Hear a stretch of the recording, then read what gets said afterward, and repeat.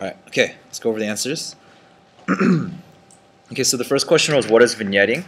Right? And then vignetting is the shadows or the dark areas on the edge of the image. Okay. What are 2 ways you can prevent lens flare? Okay, volunteers. You can just call it out. Huh? Okay, hood. And block it with your hand. Anything else? Yeah, just go in the shade. So use some other object, right, to block the sun, right? Okay, good. Right. So if you also put something like you just need to put the lens in the shade or something like that, that's okay. All right. True or false? All lenses have some sort of defect. True. Okay. All lenses. No, there is no lens that is perfect. Okay. In order to achieve shallow depth of field, you must be close to the subject, use a small f number, and have long focal length. Okay. And you only have 100% so far? Oh, a couple people, okay. Wow. Alright, which of the following does the camera's autofocusing system use to focus? Contrast. Okay. And then, what's one advantage of a prime lens over a zoom lens? How about someone?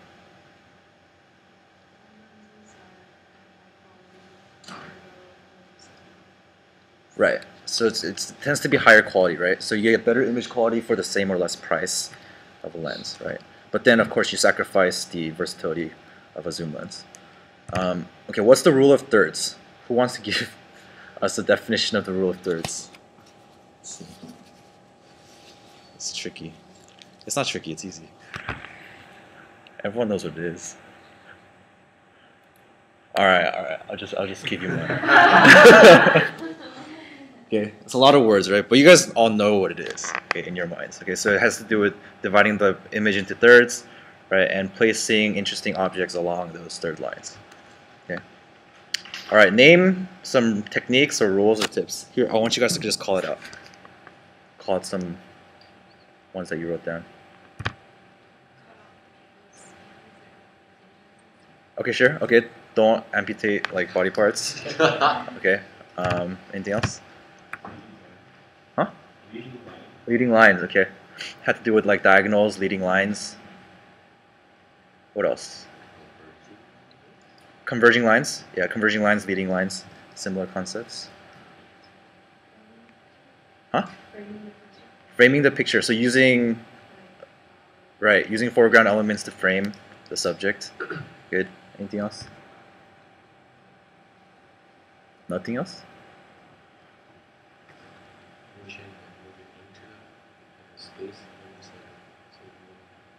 It's like a sports.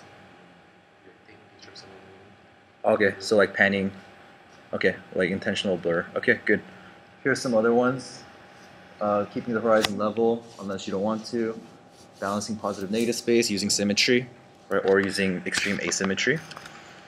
Okay. And then what are 2 main things you can control in composing your picture? This one was a little harder. Does anyone think they got the answer? Josh. Where you are and the zoom. Zoom. Yeah. Okay. So that's what I was going for. Really, the only thing you can choose in your picture is where the camera is, right?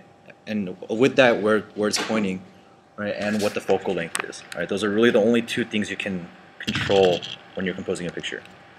Okay. All right. Great. Okay. So before we do our photo walk, we're gonna have a brief kind of discussion on group shots. Okay. So I think this is really useful because we do a lot of group shots. Okay, we do a lot of group shots, and some group shots are better than others. Okay, some group shots don't turn out so well.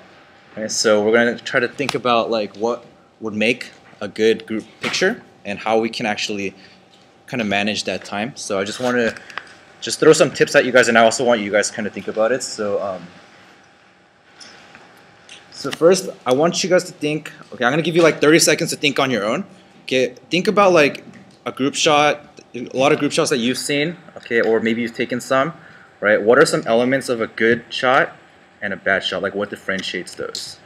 Okay, so I'll give you guys about 30 seconds to just think of it on your own. Okay.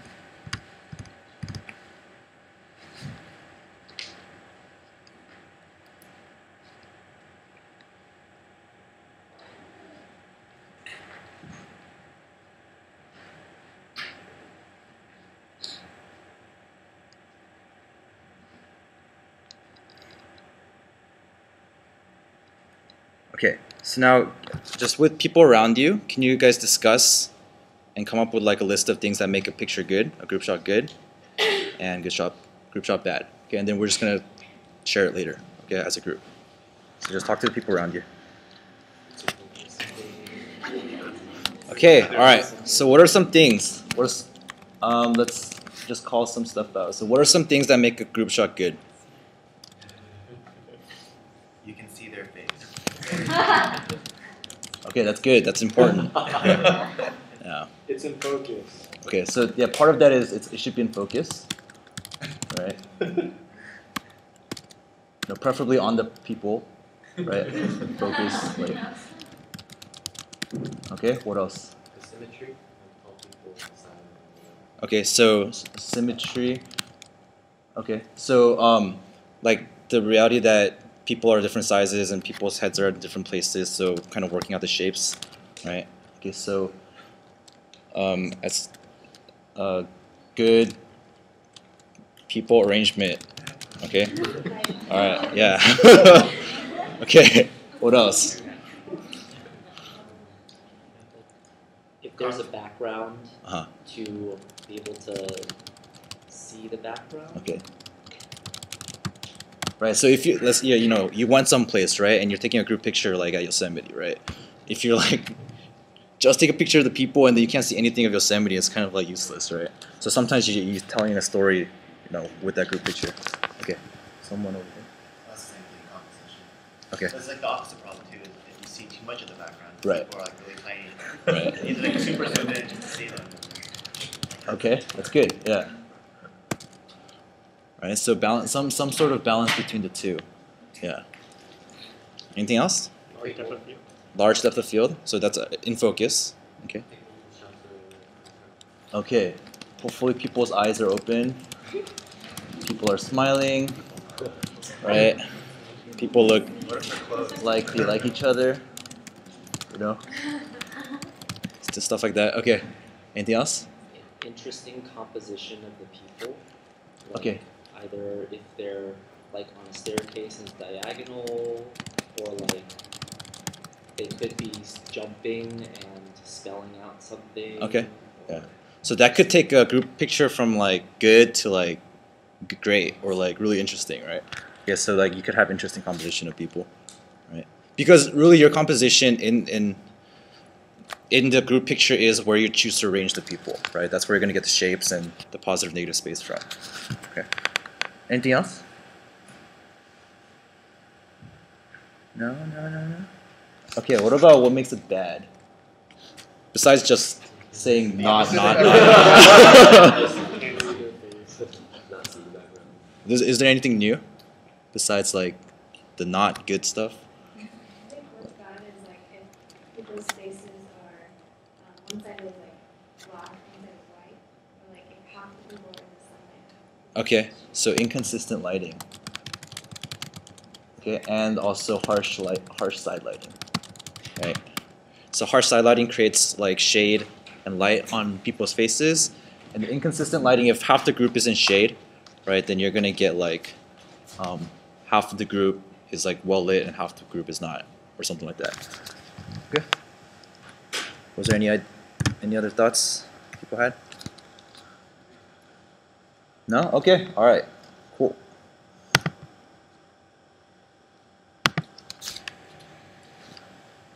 So yeah, I didn't really have notes on this or anything. I just want to see what you guys would say. And I think you covered a lot of it, right? I mean, I think basics, right? Basics are important. The basic technical stuff that we talked about, like it should be well exposed, of course, like any other picture. It should be in focus, right? And because it's a picture of a group of people, you want the people's faces to be in focus, right? That's kind of the primary thing. Okay, so Yeah. yeah. So like, let's just say, if you can go back to that picture. Mhm. So let's just say you're taking this picture, right? Yeah. And you get to a scene or a place. Like, do you take like a couple of test shots first, and then you figure out all like the ISO that's right and all that kind of stuff before you compose a Yeah. picture? Or what do you do? Like, how do you kind of approach like this would be a good time for a group shot, and you just start like taking some photos. And Yeah, so adjusting shutter speed and all if I know I'm gonna take a group shot, well, I'll kind of talk about that in the like like soft skills in like taking a group shot, but while I'm guiding the group, I'm already taking pictures and I'm checking it, right? I'm checking the exposure.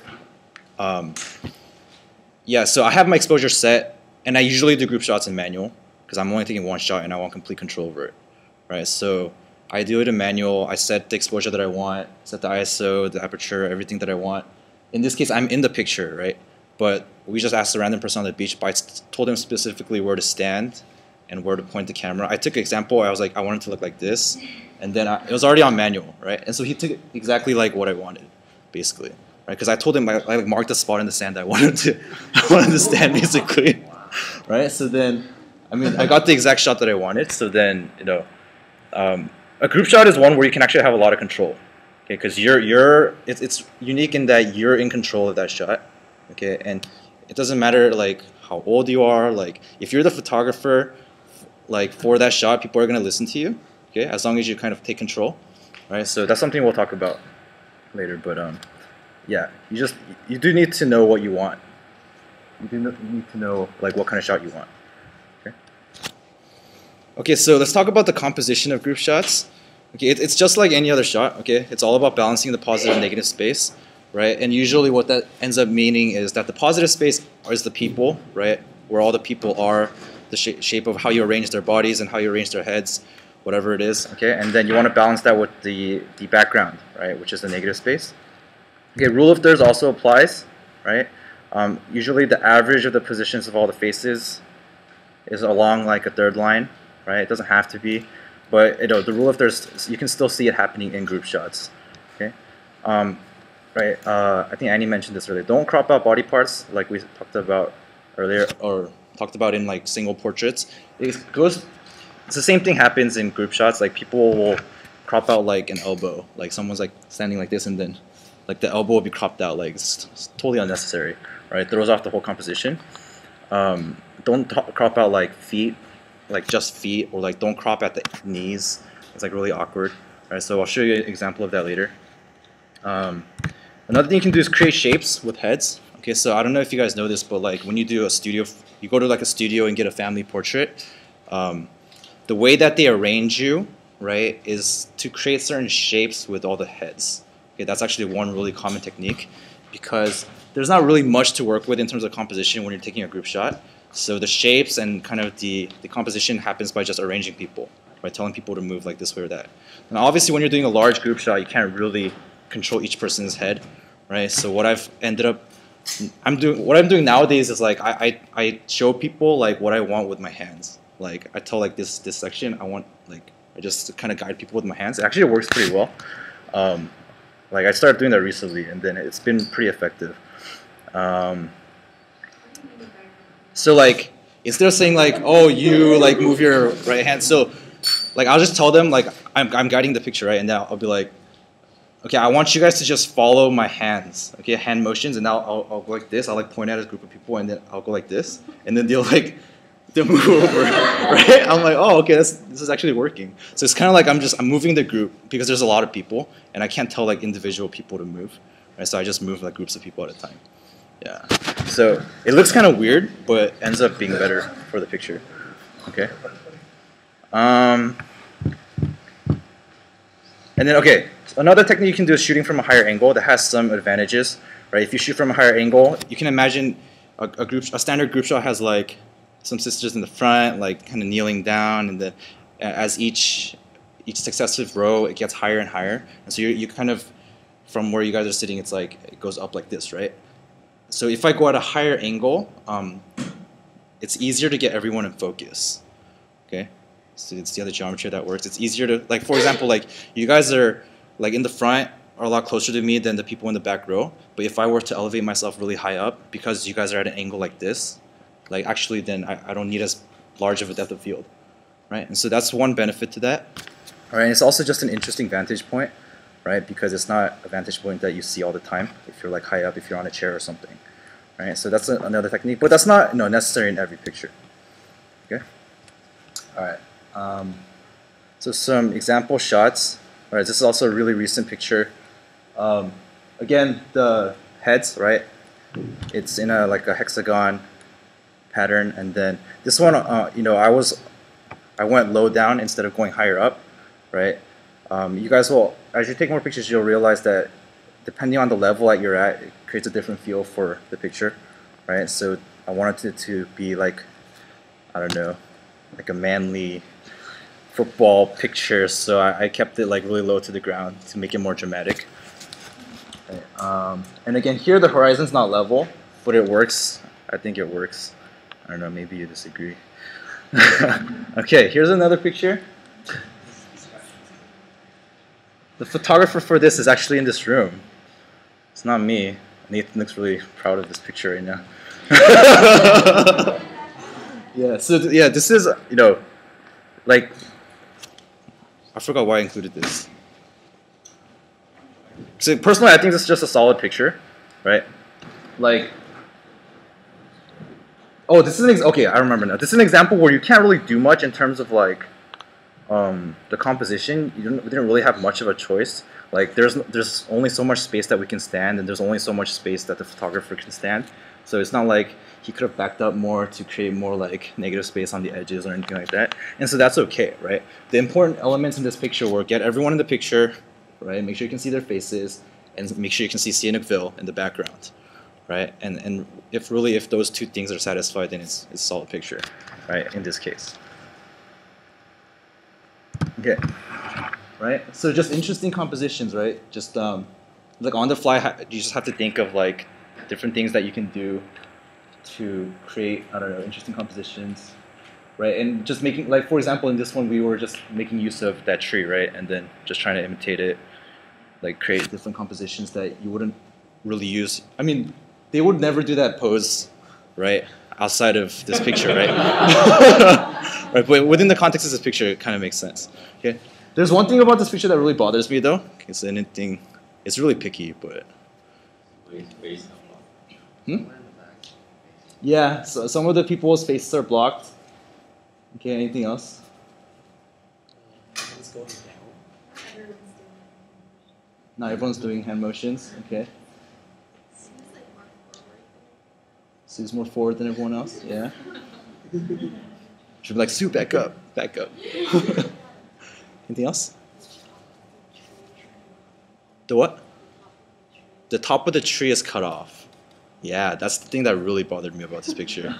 Actually, it's like, probably most of you guys didn't even notice that, right? But as soon as, when I looked at it on my computer, that's the first thing I noticed.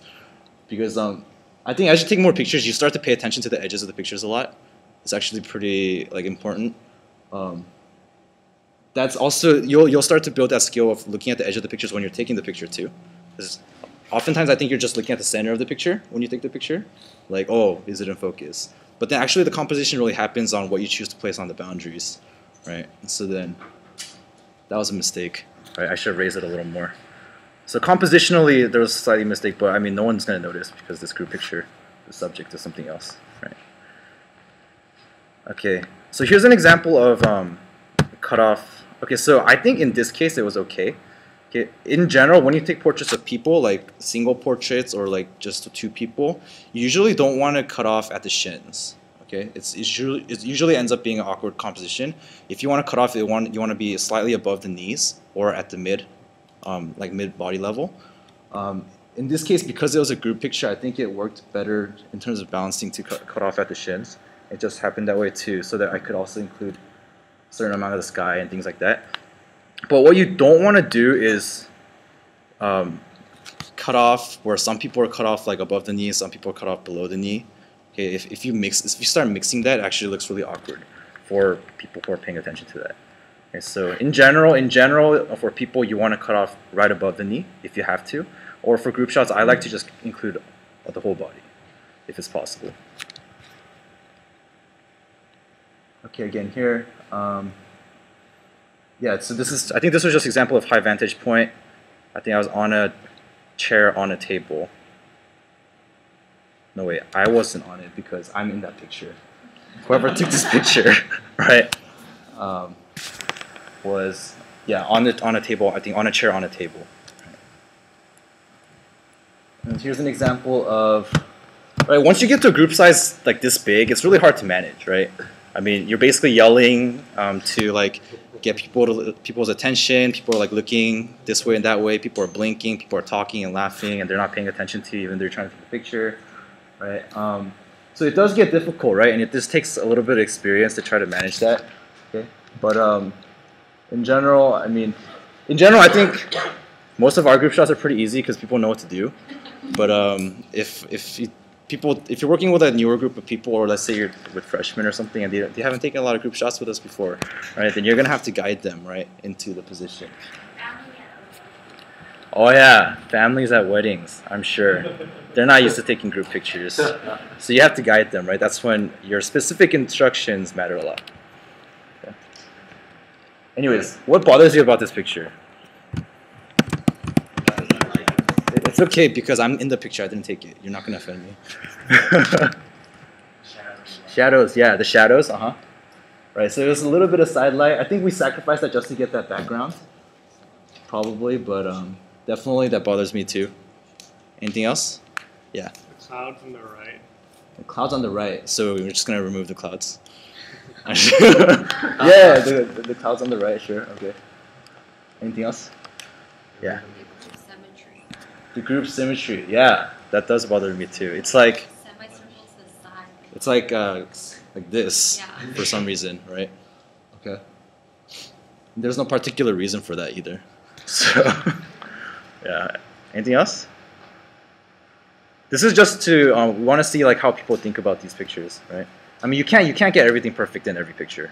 That's just not possible. But also, this is how you guys learn. So I don't know if like how often you guys actually look at the pictures you take. But one of the benefits of post-processing, which we're going to discuss next week now, is that you're forced to look at your pictures again. And you're forced to look at them in detail, right? And then you realize all the things that you did wrong, right? So that's how you get better, actually. Right. So, anything else? Huh? Vignetting. Does it bother you? It could bother you, right? Yeah. I think I post-processed this, I added the vignetting. In hindsight, I wouldn't add it. It's kind of unnecessary. Yeah. Yeah. What F number would you use for a shot like this? I usually go to 7.1. Yeah. I probably break that rule a lot. I think I just forget sometimes. I just leave it at like 2.8. And then I end up getting like some people out of focus. Alright, but 7.1 is going to cover most of your needs. Yeah. Okay. Anything else?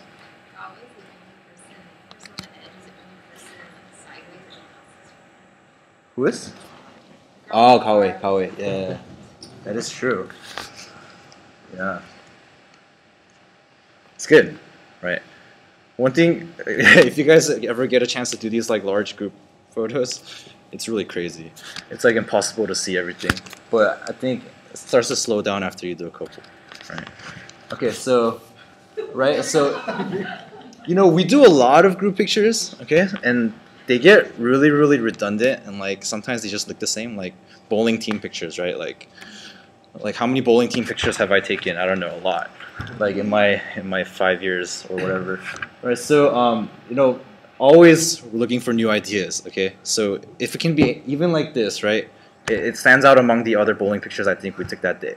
Okay, just because we did something a little bit different, right? So like as the photographer, we need to come up with new ideas. Okay, like for example, we always do the like cheering picture, which cheering picture is great, but man, like I think we need more ideas, right? Because like everyone does a cheering picture, right? And it's the same thing over and over. So, we try to, we're always trying to look for new ideas. So if you guys have any, let us know. Okay, so so some of the more soft skills involved with this. Okay, you have to realize if you're taking the group picture, you are the photographer. Okay, and you're basically in charge for that like 1 or 2 minutes that you're taking that picture. Okay, so you need to be heard, and you need to project, and you need to kind of take control of that situation, right? I think people get like freaked out. I know I was like kind of scared when I first started like doing official photography for like A2F, because I was like a sophomore and I was a junior, I was like a student, and I'm trying to like manage the group, right? And then like people would be like, staff would tell me like, hey, you can just control the situation, like you're the photographer, right? And that's just true, right? No one, you're the one that's gonna take the picture. You know what you want, right? You need to tell them. Okay. So lights, camera, action. Okay, kind of cheesy, but basically what I mean by that is that you're the photographer. Okay, you know where the light's coming from. Okay, so the first thing you need to think of is, okay, where am I going to place the group, especially if you're outside, right? Because the light's going to be shining, especially if it's strong sunlight, from a specific direction. Okay, in that case, you need to or orient the group in the way that you want the proper light to hit them. Okay, and then camera, right? As you're doing that, you should also be figuring out the exposure on your camera. Okay, you should be twiddling with that. Okay, and then action is you need to actually like guide the group and make sure it happens, basically. Okay. One thing you need to realize is that you can see the whole group, but the people in the group can't see the whole group. Okay, they don't know if they're off center. They don't know if there's a lot of people in the front over here and you should move some people to the other side. They can't see that. Okay, but you can, so you need to tell them. Okay, there's no way for them to know that. Okay, another tip, if you're doing these group pictures, is don't hint like you're gonna start taking the picture until you're completely ready. Okay, so I usually just keep my camera down, like until I'm ready to take the picture. Like when I'm setting the exposure, I don't like go like this and then like take sample shot. Like I just take the sample shot down here, right? So they know I'm not taking the picture yet, because people get really impatient, and I'm sure you guys have experienced it. Like if you're in a group picture set, like you're like, oh, and people are like kneeling for a really long time, they're gonna start getting annoyed, right? And then they're gonna get really annoyed if you keep like putting your camera up and putting it down, camera up, putting it down. Okay, so even little things like that, it's gonna make it seem a lot faster if you just do it once. Okay, so after you're ready, you take the picture, boom. Okay, they're done with the picture, right? And yeah, don't start counting down. Don't be like 3, 2. Oh wait, I'm not done. I'm not done. Right? Don't do that. Okay. So make sure you're ready to take the picture before you start counting down. Okay. Let's see. Yeah, and then the other thing is, yeah, while you're composing the shot, arranging people, also adjust your exposure. Right? That might be kind of hard to do at first, right? But all it takes is like that's why in these kinds of situations, the theory of like the exposure triangle is really important, right? Because like if you know it really well, then it doesn't actually take that much thought, right? So you just be adjusting on the fly, right? As you're talking to the people, all right? So maybe like, I don't know, like probably some of you were at this actual shoot for this past year, right? It was really hectic. It was like really hectic. We didn't have that much time. I was just told that I'm going to be photographing this. I had no idea like. I mean, of course, I had been in one, the year prior, so I kind of knew. But then, like, there were no chairs set up when we got there, and it was like super hectic. Like, and I didn't know like a lot of their names for some reason. Like some of the newer people in like places and things like that. And so like I was trying to guide people, and then it was like impossible. So I got a lot of help, but basically the point is like, if you're the photographer, like in the end, it's people are gonna ask you like what the decision is, and so you just need to have things on your mind. Okay, so you'll probably start by taking group shots for your life group, right, and then group shots for like your ministry group, right, and it's good practice, right, so that when you're put on like something a little more higher pressure, where they're actually going to use this picture for like frames and things like that, okay, you're not like so freaked out, right?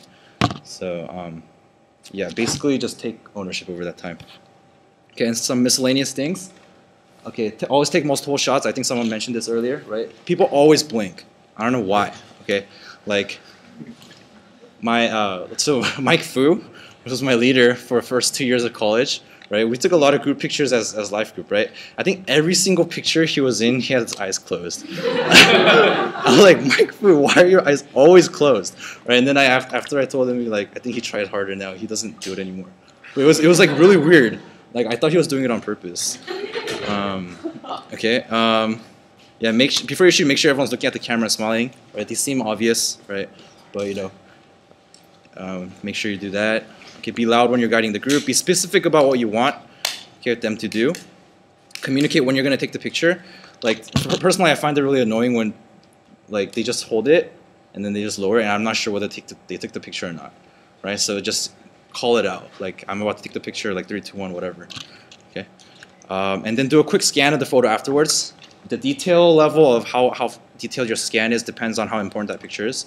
Right? If it's just one of many group pictures that you're like on an outing, like whatever, it's okay. But then like if it's like the 2012 graduation picture, like you want to make sure that you didn't accidentally bump the dial and it's overexposed or something. Right? That would be really painful. Right? And you don't want to get everyone together to take that picture again. Okay, so make sure you check the picture. You don't dismiss them until you're ready. Right? Basically. Okay, and then if it's ready, then you give them a thumbs up. You tell them it's ready. Okay. Okay, so now what we're gonna do is I have an activity. Okay, it's a group shot activity. Okay, so we're gonna practice this. Okay, so yeah, I think 3 groups is good. Okay, so so this was from last MYT actually, one of the group shots. But here's what I'm gonna do. I'm gonna ask for 3 volunteers to be the 3 different photographers. So hopefully that woke you guys up a little bit. Get to go outside. You'll get to go outside very soon again. Okay, but okay. So how was it for the photographers? How was that experience? Was it harder than you thought? Easier than you thought? Harder? Harder. How was it for you guys? I only know how to take pictures when the lighting is perfect, so it takes me more than 10 minutes to get the right exposure. I see.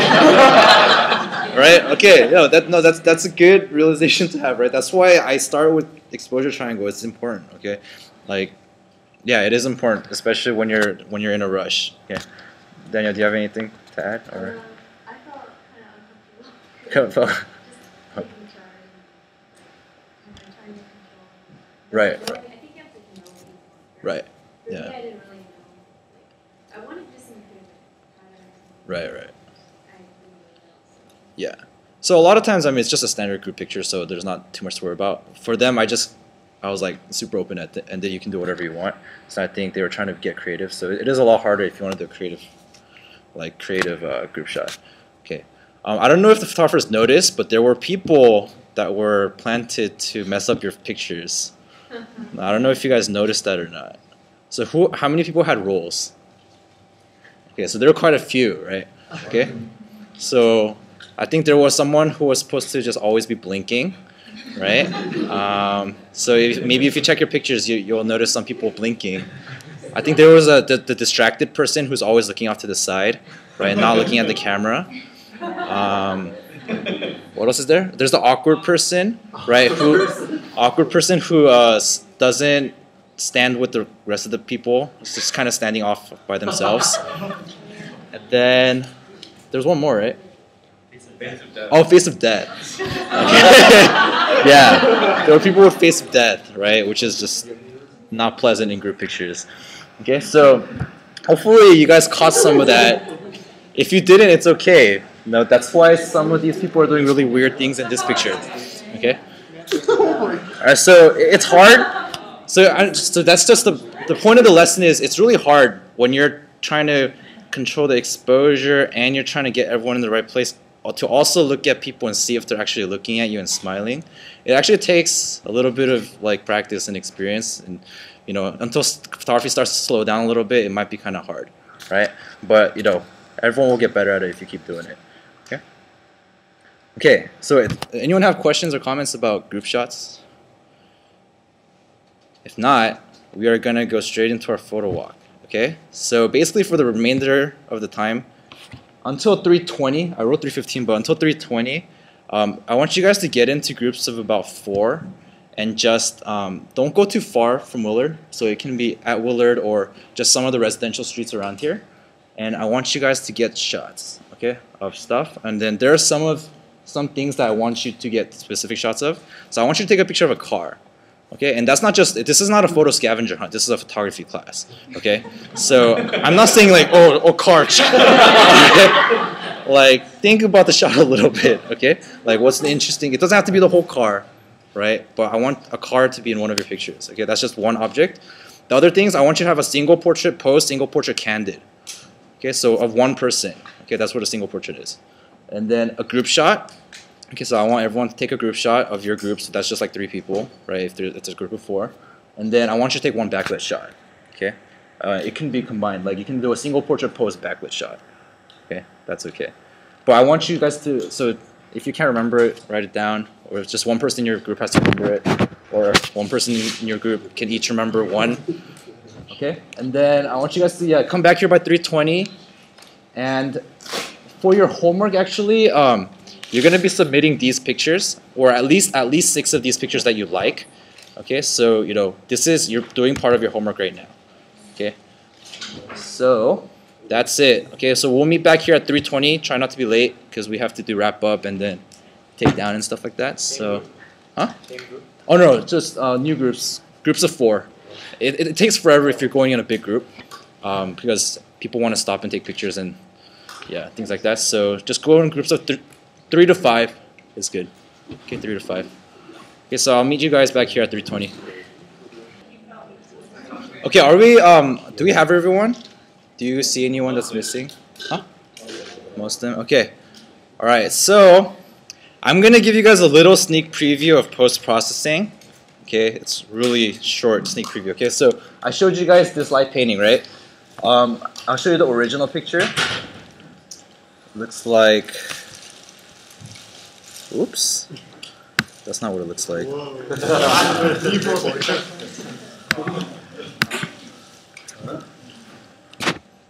Alright, I don't know why this isn't listening to me.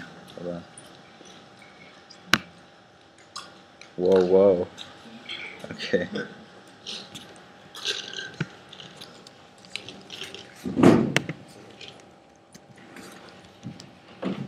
Okay, I'm gonna just do...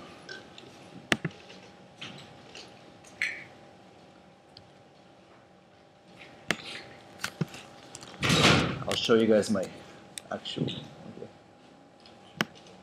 So this is software called Lightroom 4. This is what I would recommend to all the people who are actually serious about post-processing. Alright, so this is the original picture. Okay, so you can see I did a lot of different things. Specifically, these are all the different settings that I changed. Right here on the left. So, so you can kind of see like how it started. So this is the original picture. And then as it transforms,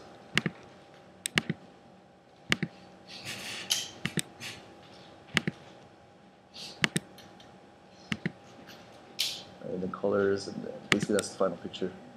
Right. Okay, and then I'll show you the other one. Alright, so this was the final picture. And this was the original. Right, so a lot of this one was fixing the right side, which didn't come out properly the way I intended. So a lot of post-processing to make him look solid, even though you can still kind of tell he's transparent, right? So yeah, there's a lot of things that you can do in post-process that can fix a picture that looks like it's unsalvageable, right? But again, this is a whole nother beast. I'm just gonna go over really basic stuff next week, like basic exposure, white balance stuff. There's a lot of other things you can do in post-processing, but a lot of that is also really time intensive, so it's not practical for everyone. Okay. Let's see. Okay, so for your assignment this week, choose 6 of your best pictures. So they don't have to fall under, you don't have to submit one from each category that I said. Okay, just whatever 6 you liked best, or you can submit more than 6. That's okay. Okay, but at least 6. I want to see like what the result of your photo walk was. If you were a photographer for the group shot, can you send me your best pictures? Okay, either just put it on your Flickr or just email it to me. Okay, and then optional is you can try post-processing your images. Okay, so next week's homework is gonna have you post-process. Also this week, if you don't have already, like get some sort of software on your computer. Like it can be a free one. So if you have a Mac, iPhoto is fine. iPhoto is actually pretty good for free software. Picasa is okay. Like Picasa is not as good as iPhoto, but that's available for both Macs and PCs, right? And there's also other free stuff out there, but Picasa is fine. Okay, so that way you can at least do white balancing and exposure adjustments and contrast adjustments. So that should be enough for next week. So bring your laptops next week. I haven't exactly figured out how we're going to do the lab time yet, but bring that. I don't know if we're going to have power for everyone, but you're not going to need to use your laptop the whole time. Okay, so that's kind of what we have in store for next week. I'm going to show you guys what post-processing can do. I'll have some examples that will show the potential, like what you could do with it, but most of post processing is really simple stuff. It's like just made minor exposure adjustments and things like that. And then I will be using Lightroom 4. So people who are interested in Lightroom 4, you know, it's not expensive. It's not that expensive as far as photography software goes. It's with a student discount, it's like $90 or $80, right? And then I think if you can get someone at Adobe to buy it for you, it's $25. So, but they might have run out of licenses already because all the photographers already went to them to get. Straight up Photoshop,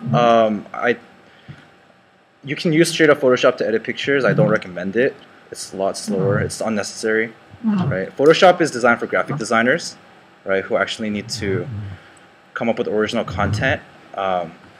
The Lightroom editing software is based off of a plugin that goes into Photoshop called Camera Raw, like Adobe Camera Raw, I believe. That's the same engine that runs Lightroom, right? So Lightroom is designed specifically for photographers, right? And Lightroom does everything for you, so from managing your pictures all the way to exporting it, getting onto Flickr. Like I can do everything. I designed the Cambodia photo book from within Lightroom, so I basically don't leave Lightroom when I'm working with pictures. So it's really convenient. Oh yeah, that's a good point. So yeah, if you guys want to try out Lightroom 4, just get the free trial for next week. Okay.